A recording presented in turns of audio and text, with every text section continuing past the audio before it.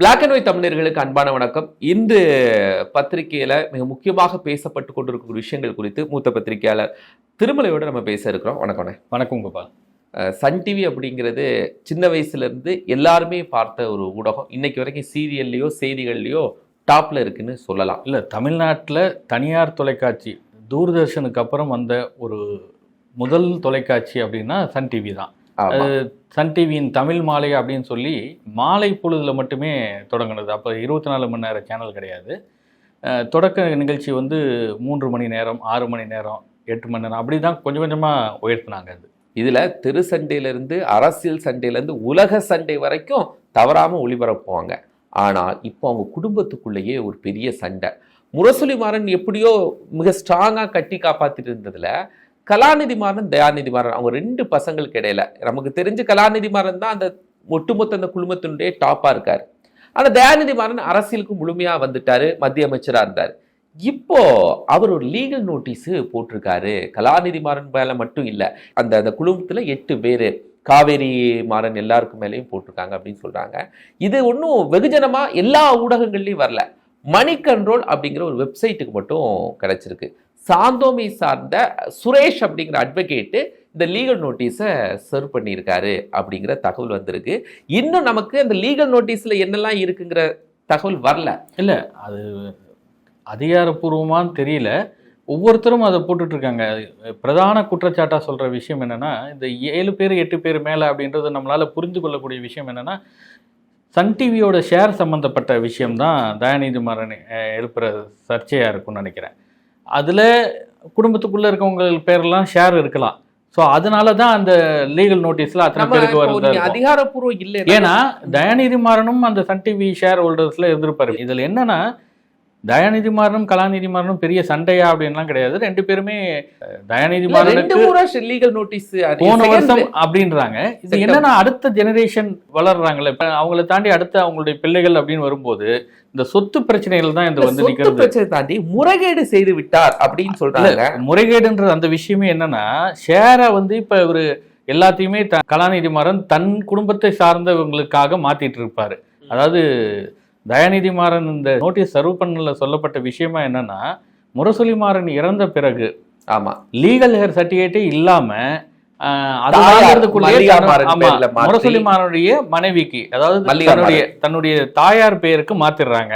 ஏன்னா தன்னுடைய தாயார் பேருக்கு மாத்திட்டா அதை தன் பேருக்கு மாத்திக்கலான்றதுக்காக மாத்தினாருன்னு சொல்றாரு. ஷேரோட வேல்யூ குறைச்சி வாங்கிட்டாரு. ஒட்டுமொத்த ஷேரும் 1.2 கோடி தான். மொத்தம் 12 லட்சம் ஷேருக்கு. ஆனா அதனுடைய ரியல் மதிப்பு 3500 கோடி ரூபாய். இதையே அவர் ஏமாற்றிருக்கார். கிட்டத்தட்ட 60% ஷேரை கலாநிதி மாறனே வைத்திருக்கிறார். என்னன்னா, இப்ப அகமதாபாத் விமானம் விபத்து நிகழ்ந்ததுக்கு அப்புறம் நாள்தோறும் விமான சேவைகள் ரத்து, இந்தியன் ஏர்லைன்ஸ் ஏதோ ஒரு 16 இன்டர்நேஷனல் சர்வீஸை கட் பண்ணியிருக்குது அப்படின்லாம் நாள்தோறும் செய்தி வந்துட்டு இருக்குது. அந்த மாதிரி இப்போ ஒரு குடும்ப சண்டைகளுக்கான காலகட்டம் மாதிரி தெரியுது. ஒரு பக்கம் அன்புமணி ராமதாஸ், இப்போ அது அப்பா மகன் இடையே சண்டை, இங்கே பார்த்தா சகோதரர்களுக்குள்ள சண்டை அப்படின்னு இருக்குது. இப்போ சண்டைன்னு வர ஆரம்பிச்சிருச்சுன்னா என்னென்ன பிரச்சனைகள் நடந்ததுன்றது எங்கெங்க குடும்ப சண்டை. அம்பானி ஃபேமிலியில பிரச்சனை வரும்போது குருமூர்த்தி போய் சமாளிச்சு வச்சாரு. பாமக ஃபேமிலியில போகும்போது குருமூர்த்தி, இதுக்கும் குருமூர்த்தி ஒரு ட்வீட் போட்டிருக்காரு. முதல்ல இந்த சம்பவம் மணி கண்ட்ரோல்ல நியூஸ் வந்த உடனே அதையே ஷேர் பண்ணி துக்ளக் ஆசிரியர் ஆடிட்டர் குருமூர்த்தி, இங்க பாத்தீங்களா எப்படி சம்பாதிச்சிங்க அப்படின்னு அவர் ஒரு ட்விட்டை போட்டு விட்டுருக்கிறாரு. அது நேற்றுக்கு முதல்ல சமூக வலைதளத்துல வந்த ட்விட்டு குருமூர்த்தியுடைய ட்விட்டு தான். அவரும் போய் சமாதானப்படுத்துவாரான்னு தெரியல.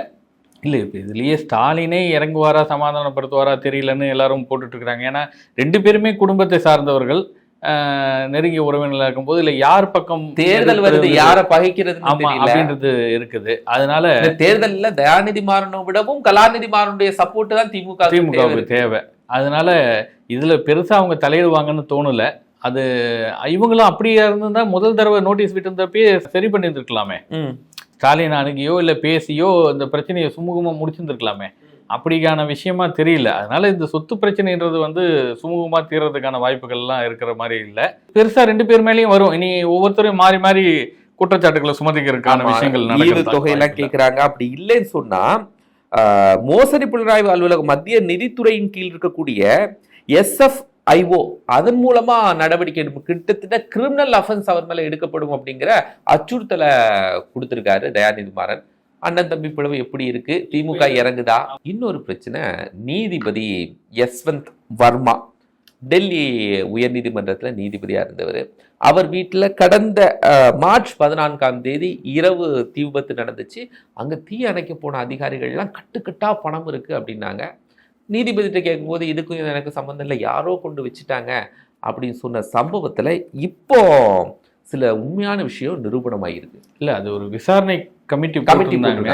அதோடைய அறிக்கையோட தகவல்கள் தான் வந்துட்டு இருக்கிறது. அதாவது அவர் குற்றம் அவர் மேலே சுமத்துனது வந்து உண்மை, இந்த பணம் இருந்தது உண்மை, அந்த இடத்துக்கும் எங்களுக்கு சம்பந்தம் இல்லை, நாங்கள் போனதே இல்லைன்னு சொல்றாரு. அந்த பாதுகாப்பு வலயத்துக்குள்ள இருந்து வர முடியாது. ஆமா, அப்படிலாம் வந்து இந்த விசாரணை அறிக்கையோட தகவல் அப்படின்னு வெளியே வந்திருக்கிற செய்தி. அது மழைக்கால கூட்டத்தொடர்லேயே ஒரு பதவி நீக்கம் செய்வதற்கான இதுல என்னன்னா, இது இவ்வளவு கொஞ்சம் கூட முதல்ல அப்படியே அமைதியா இருந்துச்சு. இந்த உச்ச நீதிமன்றத்துல நீதிபதிகள் ஆளுநர் விவகாரத்துல ஒரு தீர்ப்பு கொடுத்தாங்க இல்லையா, இதுக்கு உடனே துணை ஜனாதிபதி, அவர் ஒரு மூத்த வழக்கறிஞராக இருந்தவர், இறங்கிட்டாரு, ஜெகதீப் தன்கர். எங்க நீதித்துறையில எவ்வளவு பிரச்சனை இருக்கு, நீதித்துறை ஒரு நீதிபதி வீட்டிலேயே இவ்வளவு பணம்லாம் எடுத்திருக்காங்க, அவங்க மேல என்ன நடவடிக்கை எடுத்தீங்க, அட்லீஸ்ட் ஒரு எஃப்ஐஆர் ஃபைல் பண்ணீங்களா அப்படின்னு அவர் எழுப்பிய கேள்வி அப்படிங்கிறது இப்போ நீதித்துறைக்கு ஒரு பெரிய சங்கடமாக போயிருக்கு. அதனால தான் ஆளுநர் விவகாரம் சம்பந்தமாக தமிழ்நாட்டுக்கு ஒரு உத்தரவு கொடுத்த உச்சநீதிமன்றம் கேரளாவுக்கு அது சம்பந்தமாக ஒரு வழக்கு போகும்போது அதெல்லாம் கிடையாது அப்படின்னு மாறுபட்ட தீர்ப்பை உடனே கொடுக்கறதெல்லாம் நம்ம பார்க்க முடிஞ்சுது. இப்போ என்னன்னா, இவர் மேலே என்ன நடவடிக்கை எடுக்க போகிறாங்க, நிறைய கருத்துக்கள்லாம் நீதிபதி சொல்கிறாங்க. இவங்க மேல என்ன நடவடிக்கை எடுக்க போறாங்கன்னா, இல்ல என்ன நடவடிக்கை எடுக்க போறாங்கன்றது மத்திய அரசாங்கமும் இதுல என்ன செய்ய போகுதுன்னு இருக்கு. நீக்கிறது மட்டுமே ஒரு இப்ப தப்பு செய்யறாங்க, தவறு செய்தவர்களுக்கு வந்து நீக்கம் அப்படின்னு சொன்னா அது மாதிரினா நாட்டுல பிரச்சனையே இருக்காது. எல்லாருமே தப்பு செஞ்சுட்டு பதவி நீக்கமோ இல்ல இதுவும் செஞ்சாக்க அது ஒரு பெரிய தண்டனையாவே இருக்காது. அதனால இது நீதிபதி விவகாரத்துல இந்த பணம் எங்கேருந்து வந்தது, எப்படி வந்தது, அதற்கு உரிய விஷயம் என்ன, விசாரணை என்ன, இப்ப குடியரசு துணைத் தலைவர் எஃப்ஐஆர் போட்டிங்களான்னு நீதிமன்றத்தை கேட்டுக்கிட்டு இருக்கிற நேரம் இவங்க தான் ஆட்சியில் இருக்கிறவங்க. இப்போ என்ன அங்கே நடந்திருக்கணும்? இல்லை, பணம்ங்கிறது முறைகேடாக சம்பாதிக்கப்பட்டது அப்படின்னா, டேக்ஸ் வயலேஷன் பண்ணதுன்னா ஏதோ ஒன்றில் சொல்லிக்கிட்டு போகலாம். இப்போ இடி ரைடு, ஆகாஷ் பாஸ்கரன் வீட்டிலலாம் போய் சீல் வச்சிருக்க அதெல்லாம் இருக்குது. சீல் வைக்கலாமா, ஈடிக்கு அந்த அதிகாரம் இருக்கான்லாம் நீதிமன்றம் கேட்டிருக்குது. அது இல்லைன்றதை அவங்க சொல்லியிருக்கிறாங்க. இப்போ அப்படிலாம் இருக்கும்போது இது என்ன விசாரணை நடத்தி மக்களுக்கு உண்மையை வெளிப்படுத்த வேண்டிய பொறுப்பு, கடமை ரெண்டு பேர்த்துக்குமே இருக்குது. நீதிமன்றத்துக்கு இருக்குது, அரசாங்கத்துக்கு இருக்குது. இதுல வெறும் பதவி நீக்கத்தோட இந்த விஷயம் முடிஞ்சிருச்சு, முற்று பெற்றுச்சுன்னு சொன்னா அது ஸ்ட்ராங்கா அடிக்கிற மாதிரி 4 திட்டுறோம், பேப்பர்ல செய்தி வரட்டும், நடவடிக்கை என்ன எடுக்கிறீங்க, எத்தனை வருஷம் தண்டனை கொடுக்குறீங்கிறதான மற்ற நீதிபதிகளுக்கு ஒரு பாடமா இருக்க போகுது. சொத்து கணக்கு கேட்டாலே பாதி நீதிபதிகள் இன்னும் கொடுக்க மாட்டேங்கிறாங்க. அந்த மாதிரியான சூழல் இருக்கக்கூடிய நாட்டில் என்ன நடக்குன்னு பார்க்கலாம். நம்ம தொடர்ந்து பாமக விஷயத்தை டெய்லி பேசிட்டு இருக்கோம். இருந்தாலும் சில புதிய தகவல்கள் அந்த பாமக விஷயத்தோட வந்து, நேற்று கூட நம்ம பேசணும்ல, 2 எம்எல்ஏக்கு உடம்பு சரியில்லை, கூட்டம் அந்த சிறப்பாக தான் நடந்துச்சு. ஆனால் அன்புமணி ராமதாஸ் வந்து பேசிய ஒரு விஷயம் இருக்குல்ல, 2 பேருமே அருளா இருக்கட்டும், ஜிகே மணி 2 பேரும் உடல்நிலை சரியாகணும் அப்படின்னு நாமெல்லாம் கூட்டு பிரார்த்தனை செய்வோம் சொல்லும்போது, இல்லை ஒரு உடல்நிலை சரியாகணும் மட்டும் சொல்ல, அந்த இருவருக்கும் உடல்நிலை மனநிலை சரியாகணும்னு நமக்கெல்லாம் சேர்ந்து கூட்டு பிரார்த்தனை செய்து கொள்வோம் அப்படின்னு சொல்லும்போதே அங்கே இருக்கிறவங்கெல்லாம் அந்த சிரிக்கிறது இருக்குது இல்லை, ஒரு கேலி செய்யக்கூடிய விதமான அந்த சிரிப்பு, அதுக்காக தான் அன்புமணியோடைய பேச்சும் அதுதான். வெறும் உடல்நிலை மட்டும் சொல்லியிருந்தாருன்னா அவர் உண்மையா சொல்றாருன்னு அர்த்தம். மனநிலை அப்படின்னு சேர்த்து சொல்லும் போது இவர்கள் ஏதோ வாண்டனா போய் படுத்துக்கிட்ட மாதிரியும், அதனால அப்படின்றது பேசுறதுனால்தான் பாமக அந்த எம்எல்ஏ அருள் வந்து அவருடைய எக்ஸ்தல பக்கத்துல ஒரு பதிவு வெளியிட்டிருக்கிறாரு. டேய் பாவிகளா, 35 ஆண்டுகளாக பாமக உழைத்து 187 முறை சிறை சென்ற என்னை பார்த்து ஏளனமாக சிரிப்பதா அப்படின்னு ஒரு வேதனையோட ஒரு பதிவு போட்டிருக்கிறார். அவரு இந்த பதிவுன்றது வந்து அங்க உட்காந்துருக்க பாமகவினருக்கு மட்டும் இல்லை, கிட்டத்தட்ட ஒரு அன்புமணியும் சேர்த்து சொல்ற மாதிரி தான் அது அர்த்தம். ஏன்னா ஒரு தலைவர் அவர் தான் இதை முன்னாடி பேசுறாரு, அப்ப நிறுத்திருக்கணும், அவர் இந்த விஷயத்தை தவிர்த்து இருந்திருக்கணும். அருள் ஆரம்பத்திலேருந்தே இந்த பிரச்சனை ஆரம்பிக்கும் போதே ஒரு ராமதாஸை வந்து பார்த்துட்டு ராமதாஸ் பக்கம் தான் இருக்கிறாரு. ஆனால் 2 பேரும் ஜிகே மணியாக இருந்தாலும் சரி, அருளாக இருந்தாலும் சரி, 2 பேருமே 2 பேரும் ஒன்னா சேர்ந்து பேசினாதான் இந்த பிரச்சனைக்கு தீர்வு உடனே இந்த அன்னைக்கு வாங்கன்னு சொன்னா எப்படி வர முடியும் அப்படின்றதுதான் அது. ஒரு தலைவரால வளர்க்கப்பட்டிருக்காங்க, அவங்களால அங்கீகரிக்கப்பட்டிருக்காங்க. உடனடியா ஏன் அணியில வந்து நில்லுங்க, தைலாபுரம் தோட்டத்துக்கு போகாதீங்க அப்படின்னா அதுதானே மனசாட்சி இல்லாத ஒரு விஷயமா இருக்க முடியும். இன்னொன்னு, அவங்க அப்பா சொல்றாரு இல்லையா, இவருக்கு தலைவர் கெப்பாசிட்டி வரல அப்படின்னு. அது இவர் பேசக்கூடிய ஒரு தோணியிலே தெரிஞ்சுது. கிட்டத்தட்ட 90 வயதை நெருங்கக்கூடிய ராமதாஸ் சமூக வலைதளங்கள்ல இப்ப யூடியூப்ஸ்க்கெல்லாம் நிறைய பேட்டி கொடுத்திருந்தார். உண்மையாகவே நீங்க அந்த பேட்டியை பார்த்தீங்கன்னா அவ்வளோ மெச்சூரிட்டியா இருக்கு. திருமாவு குறித்து கேள்வி கேட்கறதா இருந்தாலும் சரி, அரசியல் கட்சிகள் குறித்து ரொம்ப தெளிவா, ரொம்ப யோசிச்சு அவ்வளவு அழகா கொடுக்குறாரு. ஒரு இடத்துல கூட அவர் தளரல.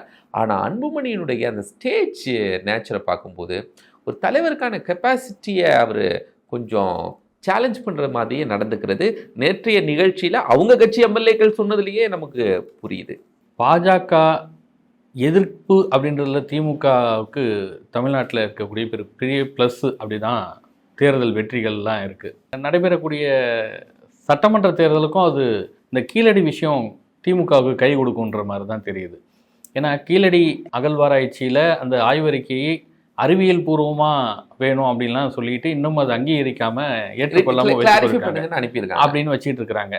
அந்த அதிகாரியை 3-4 இடங்களுக்கு பணியிட மாற்றம். அது அமர்நாத் ராமகிருஷ்ணன் ஒரு 932 பக்க அறிக்கையை அவர் கொடுத்துருக்காரு. அது குறித்து பெரியார் திடல்லையே பேசினார். நான் இந்த திடல்ல இருந்து வளர்ந்தேன், இன்னும் நார்த் இந்தியாவில் நகரே அகழ்வாராய்ச்சிகள்லாம் இருந்துச்சு அப்படின்லாம் சொல்லி அவர் பேசியிருந்தார். இப்போ என்னன்னா, அவர் பெரியார் திடல்ல இருந்து வளர்ந்தாரு, திராவிட நாகரிகத்தோ, அதனால இதை ரொம்ப தூக்கி பிடிக்கிறாரோ அப்படிங்கிற பார்வை இங்க ஒரு சிலர் பேசிட்டு இருந்தாங்க. இப்போ மத்திய அரசும் அது சில நீங்க கிளாரிஃபிகேஷன் அதுதான் சொல்றாங்க. இப்ப என்னன்னா, நான் வட மாநிலத்துல ஒரு இடத்துல ஒரு சட்டம் போண்டு இருந்த உடனே அதெல்லாம் வந்து மகாபாரதத்தோட சொல்லி அப்படின்னு மோடி உடனே வாழ்த்தெல்லாம் சொன்னாரு. ஆனா இரும்பை இங்க கண்டுபிடிச்சாங்க இத்தனை ஆயிரம் ஆண்டுகளுக்கு முன்பே அப்படின்னு சொல்லும் போது அதுக்கு ஒரு வாழ்த்து கூட வரல மோடி கிட்ட இருந்து. இந்த பாரபட்சம் தமிழ்நாடுன்றதுனா அந்த ஒவ்வாமை அலர்ஜி அப்படிலாம் அவங்களுக்கு இருக்குதுன்றத எல்லாரும் இங்க தலைவர்கள் குற்றம் சாட்டிட்டு இருக்கிறாங்க. ஆனா இதுல எதுக்கு திமுகவுக்கு இது கை கொடுக்கும் அப்படின்னு சொன்னா, மதுரை விரகனூர்ல திமுக மாணவர் அணி 2 நாளுக்கு முன்னாடி ஒரு ஆர்ப்பாட்டம் பண்ணியிருக்கிறாங்க. சென்னையில் திமுக கூட்டணி கட்சி ஆர்ப்பாட்டம் பண்ணியிருக்குது. அதுதான் ஸ்டாலின் சொல்றாரு, முதல் பக்கமான செய்தியே அதுதான். என்னன்னா, சென்னை மதுரையோடு இந்த குரல் நின்றுவிட போவதில்லை, கீழடிக்கான நம்ம அங்கீகாரம் பெறும் வரை டெல்லியை நோக்கியும் இந்த குரல் ஒலிக்கும் அப்படின்றாரு. எனக்கு தெரிஞ்சு என்னன்னா, டெல்லியிலையும் போராட்டத்தை திமுக நடத்தும். அது வந்து ஏதாவது ஒரு நாள் 2 நாள் அப்படின்லாம் இல்லாமல் ஒரு திட்டமிட்டு தேர்தல் நெருக்கத்திற்கும் போது கூட முன்னாடியிலேருந்து வச்சு பண்ணாங்கன்னா அது திமுகவுக்கு இது ஒரு பெரிய ப்ளஸ்ஸாக இருக்கும். இங்கே இருக்கக்கூடிய அண்ணா பல்கலைக்கழகம், சென்னை மாணவி பிரச்சனை, இந்த மாதிரியான பிரச்சனைகள் எல்லாம் மறைச்சிட்டு கீழடி இந்த மாதிரியான விஷயங்களை கொஞ்சம் மேலே தூக்குனா தேர்தலில் கொஞ்சம் வாய்ப்பு இல்லை. ஒன்று பாஜக இதை தெரிஞ்சுக்கிட்டு சரி அவங்க வாக்கு வாங்கணும்னு நினச்சாங்கன்னா இந்த மாதிரியான விஷயங்களில் அரசியல் செய்கிறத விட்டுட்டு என்ன யதார்த்தமான நிலை இருக்கிறதோ, மற்ற மாநிலங்கள்லாம் எதாவது கண்டுபிடிச்சா என்ன பண்ணுறீங்களோ, என்ன ஒரு நீங்கள் விதிமுறைகள் வைத்திருக்கிறீங்களோ அதையே இதைக்கும் பின்பற்றி நீங்கள் போகணும். இல்லை இதை வந்து நாகரிகம் பழைய பண்பாடு அது வந்து கிடைக்குதுன்னா அதுக்கு அறிவியல் பூர்வமான ஆதாரம் அப்படின்னா அதுக்கு எங்கே போவாங்கன்றது ஒரு கேள்வி. சில இது மத்திய அரசு ரிட்டர்ன் பண்ணுறதுக்கு முன்னாடியே மூத்த பத்திரிகையாளர் திரு PA கிருஷ்ணன் மாதிரி உள்ளவங்கெல்லாம், நீங்கள் ஒரு கரித்துண்டு எடுக்கிறீங்க, அது எங்கேருந்து எடுக்கீங்க, அதுக்கான சர்க்கம்ஸ்டன்ஷியல் எவிடன்ஸ் எல்லாம் இருக்கான்னு சில சந்தேகங்கள் எல்லாம் அமர்நாத் ராமகிருஷ்ணன்ட்ட கேட்டிருந்தாங்க. அந்த சந்தேகங்களுக்கு பதில் வரல. திரும்ப திரும்ப பத்திரிகையாளர்களும் சில கேள்விகளை முன் வச்சுட்டு இருக்காங்க. அதாவது தொல்லியல் தெரிந்த சில பத்திரிகையாளர்களும் கேள்வி வைக்கிறாங்க. ஆனால் அதுக்கெல்லாம் அமர்நாத் ராமகிருஷ்ணன் பதில் சொல்லலை. கார்பன் டேட்டிங் அப்படிங்கிறது உலகளவில் ஏற்றுக்கொள்ளப்பட்ட ஒரு விஷயம், அதை நாங்கள் சரியாக பண்ணியிருக்கோம். பட் அது கூட சேர்த்து நீங்கள் அதை எடுத்த பகுதிகள், அந்த கரித்துண்டு எங்கேருந்து இருக்குது, சர்க்கம்ஸ்டன்ஷியல், நீ அதை அடுப்புலேருந்து எடுத்தீங்களா பானையிலேருந்து எடுத்தீங்களா, அதை கொஞ்சம் தெளிவுபடுத்துங்க அப்படிங்கிறதுல சில கேள்வி கேட்டிருக்காங்க. அதெல்லாம் பதில் தெரியாத கேள்விகளாக இன்னும் அமர்நாத் ராமகிருஷ்ணன் அறிக்கையில் இருக்குது. இல்லை அது அறிக்கையும் முழுமையாக வெளியில் வந்திருக்குதா என்ன தகவல்லாம் தெரியல. பட் இருந்தாலும் இவர்கள் சொல்லக்கூடிய விஷயம் சரி அப்படி சொல்லியிருந்தீங்கன்னா அவரை ஏன் நீங்கள் அத்தனை இடத்துக்கு மாற்றணும்? அவரை நீங்கள் ஒரு ஆய்வறிக்கை வெளியிடுறாரு, அவர்கிட்ட நீங்கள் கருத்து கேட்குறீங்க, அவர் அதுக்கு விளக்கம் கொடுத்தாகணும் அப்படின்னு சொன்னால் அவர் தொடர்ந்து இங்கே நீங்கள் பணியாற்றத்துக்கு அனுமதிச்சிருந்தால் தானே அந்த விஷயத்தை செய்ய முடியும். அவர் பல்வேறு இடங்களுக்கு போயிட்டு இந்த இடத்த பற்றி திருப்பி அவர் விளக்கம் கொடுக்கணும்னா அது முடியாத விஷயம். அப்போ ஏதோ இங்கே ஒரு பிரச்சனை இருக்குதுன்னு ஒரு சந்தேகம் எழுறதுக்கான சூழலை திமுக ஏற்படுத்தி விட்டுருது. மத்திய அரசாங்கம் ஏற்படுத்தி இருக்குது அப்படின்றது தான் மக்கள் பார்க்கக்கூடிய விஷயமா இருக்குது. ஸோ இதில் பாஜகவுக்கு ஒரு தொடர்ச்சியாக தமிழர்கள் மீதான ஒரு எதிர்ப்பு அப்படின்றதுல இதுவும் ஒரு அதிமுக தான் திணறிட்டு இருக்காங்க. இல்ல, அதிமுகல ஓங்கி ஒழிக்கிறாங்க. இப்ப என்னன்னா ஆர்பி உதயகுமார் ஒரு போர்க்குறள் இருப்பார், நம்ம கூட நேற்று பேசும்போது சொன்னோம். அதனால அவங்களும் இது எல்லாமே இங்க எல்லாமே வாக்கு அரசியல் தான். நீங்க இதுல சப்போர்ட் பண்ணலன்னா நம்ம தமிழர்களுக்கு எதிராகிடுவோம் அப்படின்ற அந்த ஒரு விஷயம் இருக்குது. திருவண்ணாமலை பக்கத்துல ஒரு சாதாரண ஒரு சாமியாரா சுத்திட்டு இருந்தவர் நித்யானந்தா, அப்புறம் கதவை தர காற்று வரட்டும் அப்படிங்கிற ஆர்டிக்கிள்லாம் மூலமா இன்னைக்கு உலகம் முழுவதும் தெரிஞ்சு தனி நாடே உருவாக்கிட்டாரு கைலாசான்னு. அது எங்கே இருக்குன்னு தெரியல, ஆனால் நாணயம் வெளியிட்டாங்க, பாஸ்போர்ட் வெளியிட்டாங்க, அப்பப்போ நிறைய பேரை கூட்டிகிட்டு போகிறாங்க. இப்போ அவர் எங்கே இருக்கிறான்னு கண்டுபிடிச்சு சொல்லுங்கன்னு நீதியரசர் எஸ்.எம். சுப்பிரமணியம் ஒரு சில கேள்வியில் கேட்டிருக்காரு. கண்டுபிடிச்சி சொல்லுங்கன்னு கேட்கல. அது என்னன்னா மதுரை ஆதீனத்துக்குள்ள இவர் நுழையிறதுக்கு தடை. என்னன்னா மதுரை ஆதீனமா இவரை பழைய இருந்த ஆதீனம் நியமிச்சிட்டாரு, அப்புறம் அவர் ரத்து செய்துட்டாரு. அந்த பிரச்சனை ஓடிக்கிட்டு இருந்துச்சு. அதனால இவர் நுழையிறதுக்கே தடை விதிச்சிருந்தாங்க. அதை அந்த தடையை நீக்கணும்னு சொல்றதுதான் அந்த வழக்கு ஒன்று நீண்ட காலமா பெண்டிங்ல இருக்குது.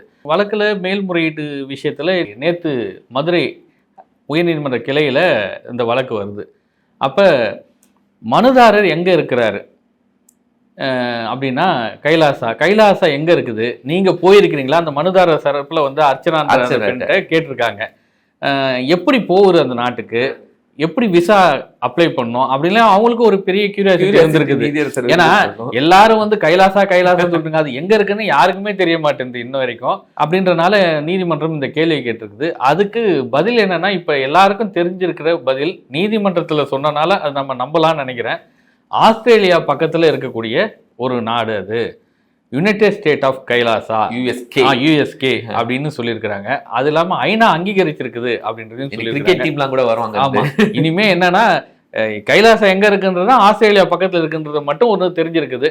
ஸோ அதுதான் நேற்று பெரிய ஊடகங்கள்ல பரபரப்பான செய்தியா கூட இந்த நித்யானந்தா செய்தி தான் இருந்தது. ஏன்னா கைலாசம் எங்க இருக்குன்னு தெரிஞ்சிருச்சு அப்படின்றது தான் ஒண்ணு. இப்ப நம்ம கீழடி ஆய்வெல்லாம் சொல்லிட்டு இருந்தோம்ல, அதை விட இது ஒரு பெரிய விஷயமா இருக்கு. ஆமா, கைலாசம் எங்க தெரிஞ்சுக்கிறதுல ஆன்மீக பக்தர்களுக்கு பெரிய சந்தோஷம், சில அரசியல்வாதிகளுக்கும் நேற்று இந்த செய்திகள்ல பரபரப்பு செய்திகள்ல இன்னொன்னு என்னன்னா, உள்துறை அமைச்சர் அமித்ஷா ஒரு புத்தக வெளியீட்டு நிகழ்ச்சி, அந்த நிகழ்ச்சியில கலந்துகிட்டு பேசும்போது நம்முடைய வரலாறு கலாச்சாரம் இதெல்லாம் அந்நிய மொழிகள்லேருந்து பிரதிபலிக்க முடியாது, நம்ம மொழிகள்லேருந்து தான் அதை பிரதிபலிக்க முடியும். அதனால நம்ம தாய்மொழியை நோக்கி நகரக்கூடிய விஷயமா இருந்தால் தான் அது சரியா இருக்கும்.